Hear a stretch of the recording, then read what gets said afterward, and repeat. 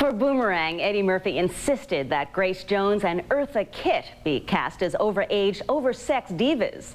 Producers found Kitt performing a Folly show in Berlin, and Jones was cutting an album in Paris, and both initially turned down the film.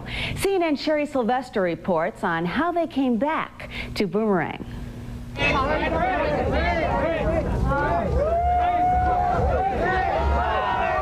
There's a legendary story about Grace Jones. When she was dubbing dialogue for the movie Vamp, her clothing was adding extra sound on the track. So Jones says she just stripped in the studio, removing the noisy garments. It is a story the makers of Boomerang knew when they wrote her role. In fact, Eddie Murphy was very familiar with the ways of the diva. He was the opening act of my show at the Savoy Theater in 1982. Wow. And, you know, he came on the set just telling everybody about the show and how wild it was. And he kept singing, like, a couple of my songs, Slave to the Rhythm.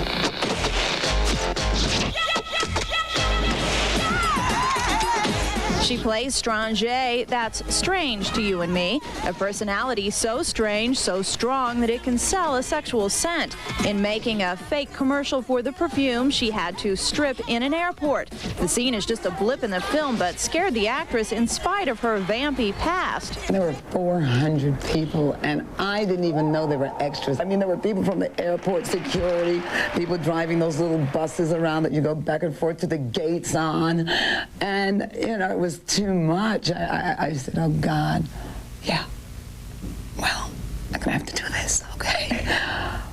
Okay, yeah, go for it, yeah, all right. You know, it was like a psych, you know, yeah, okay, off with the clothes. She says her saving grace is that her father, a Pentecostal preacher, won't be seeing the film.